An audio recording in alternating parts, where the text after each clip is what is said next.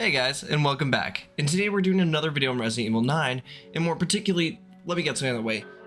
The responses and the reception to the first video of talking about the Requiem was awesome, and for me, the views and subscribers are one thing, but comments are the biggest deal to me. However, there was one comment that struck me. A comment to overanalyze what the virus is to Leon S. Kennedy, as that's the conflict of this game. Leon is finally dying from the T-virus, which is weird because, it's been 28 years. Why now? As a quick little lore bomb, the T-virus was the iconic zombie virus, and the way of transmission was often through bite. Now, back then, it was quite confusing that our characters could take multiple bites and only get damaged, poisoned, or killed, but we would never see them turn. However, it was explained that 10% of the population had a immunity to it, except it was never an immunity. Raccoon City Syndrome, the T-virus, or as Victor Gideon puts it, Umbrella's curse. The idea is that all the survivors from this terrible event are now starting to die, which is peculiar. They're all dying in the same way, and nobody knows exactly why. It's a T-virus stage 3 infection. However, the main hero of the story, Leon S. Kennedy, the badass, is now suffering the virus himself, and he's hopefully trying to find a cure or more information behind it. So Leon's stake in this is that the first day that he was an officer at the Raccoon Police Department, was his last day as well. It was a precinct full of dead cops, zombified civilians, and a lieutenant he couldn't save. This was his first day as a rookie cop, and having to shoot your own coworkers and learn about the celebration they were trying to provide you. That's a lot to mentally take in. And Leon is a humanitarian. He's very altruistic when it comes to saving people. It's usually his first objective. That's why in almost all games, he's always trying to be the good guy, taking care of everybody. Whether it be through witty jokes or through 9mm, one of the two. And now, Leon is suffering from the Raccoon City Syndrome or Umbrella's curse. He's finally showing physical symptoms of, the T-virus. However, this is such a really weird conflict to bring back from 28 years ago. But that's because I don't think this T-virus is actually kind of the threat. I think there's more behind it in a metaphorical sense.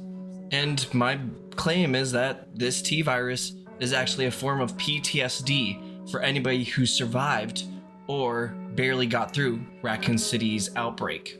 In the lore of Raccoon City's outbreak, it is one of the most terrorizing events ever to happen. There was basically no survivors, and now that all the survivors are being found dead at the same time is kind of peculiar. Now, Leon is hoping to figure out more about what it is, because part of him still doubts that this is the T-virus. This might be other mutations. For Christ's sake, he had the Las Plagas in him, which was from Resident Evil 4. There's a lot of things he's been exposed to, potentially an STD, but we won't worry about that. So, during his attempt at finding what it is, he learns about a certain figure named Victor Gideon, which was a lead Umbrella scientist at the time. If there's anybody to know about infections, it's gonna be this guy, even though he's fucking creepy, but that's fine. Now, during his journey to learn more about his own illness, he runs into Grace Ashcroft, and immediately upon meeting Grace Ashcroft, we already know what kind of character Leon is, and he gives her the 12.7x55 revolver, which I'm still getting comments about, it doesn't have recoil. Still, she's nervous about shooting a fucking pistol. Giving her a revolver is nuts. But that's besides the point. Leon is altruistic, he's a humanitarian, he's gonna do whatever he can to provide the most help. Now, when Leon finally clears his way through the hospital and gets upstairs, he learns something that is very weird as a detail. He learns that his infection is T-virus, which to the players would have been obvious. He was kind of hoping it wasn't that, because it's basically the reinforcement of, wow, so I'm literally on my last legs. Now, what's interesting, instead of just giving up and going down, his goal has changed from finding a cure into, oh, look, Grace is outside. And now he overwatches her because to him, this is his final save he can do. And, quite literally, gets a sniper and provides her overwatch, which is a really interesting detail of the level segment. What's interesting is you don't really see much from the virus until Grace is found again in the water treatment facility. Leon takes down Emily, which turned into a mutated monster, and Grace ridicules him, calling him heartless, cold, and how could you do that? And what's interesting is here that Leon acts pretty cold in this situation. However, isn't this what Leon would have said when he was a rookie? And this reminder of when she walks off, he starts coughing up blood.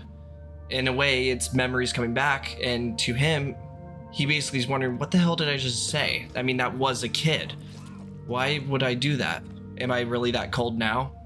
This regret and this little stun causes Grace to go with the hostiles of the game, and now it's Leon's sole objective to figure out where Grace is, to protect her, and to get rid of whatever it is in Raccoon City. Raccoon City is one of the biggest events in the Resident Evil timeline. I mean, it was an area where it was entire city zombified overnight, essentially. And, well, it was Leon's first experience. His first and last day as a rookie cop at the RPD precinct.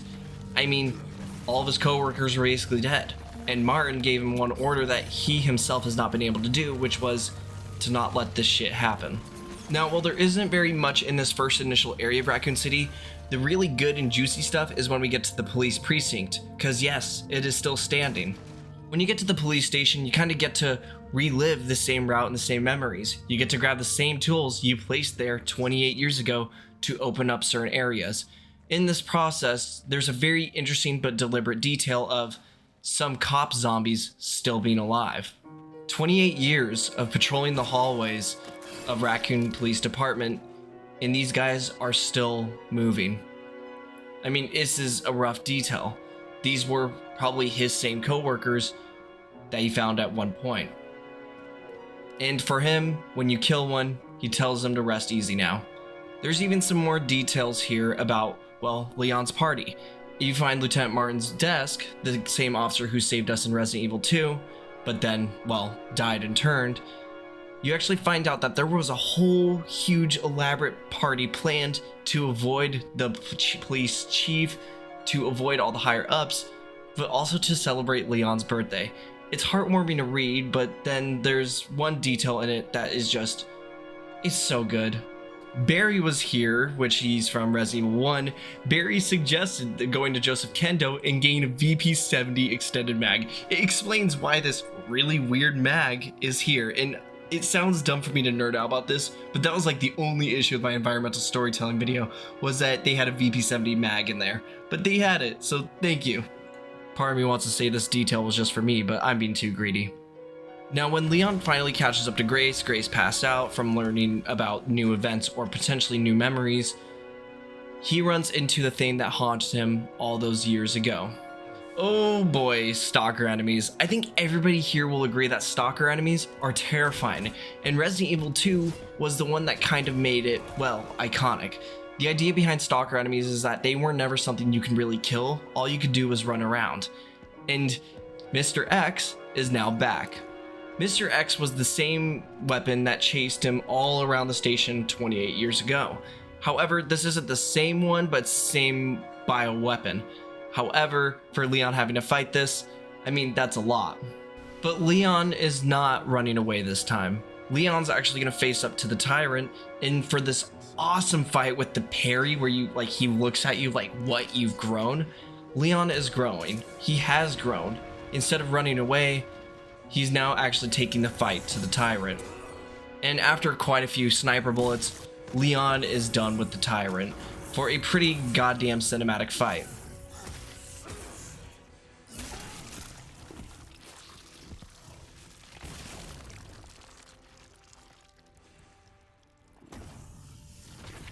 However, the question is, why was he able to bolster his resolve right here? Well, it's because shortly before you actually do this Tyrant fight, you go through the Joseph Kendo shop. Joseph Kendo, or the Kendo shop, is one of the most iconic locations because all the cool firearms from all the games are made by Joseph Kendo. He's a master craftsmanship and nobody compares even close to his stuff. However, Leon only knows it as one thing, an area where he failed to be the cop he signed up to be.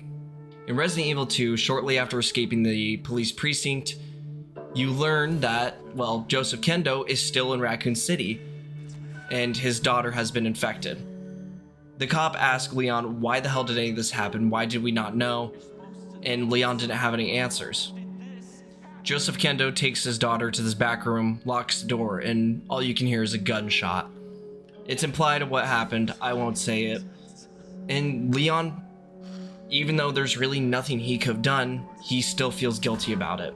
And the problem is, in the present, you must walk through that once locked room. And when you do, Leon suffers, well, memories.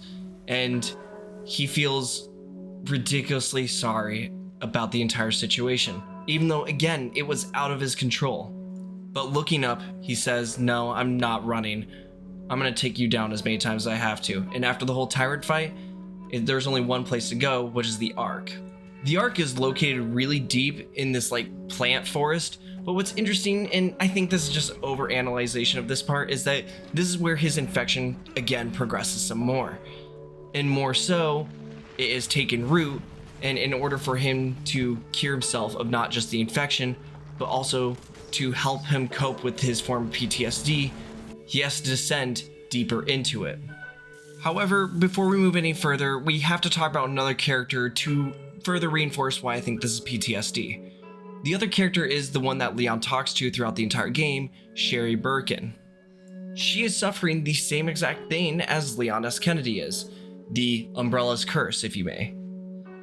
However, what's interesting is they both basically got infected at the same time, except why has his infection progressed so much to where hers is still just on her hand?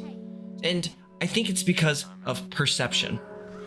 Leon S. Kennedy was, I believe, 23 during the events of Resident Evil 2. Somebody will correct me in the comments, leave a timestamp if you do.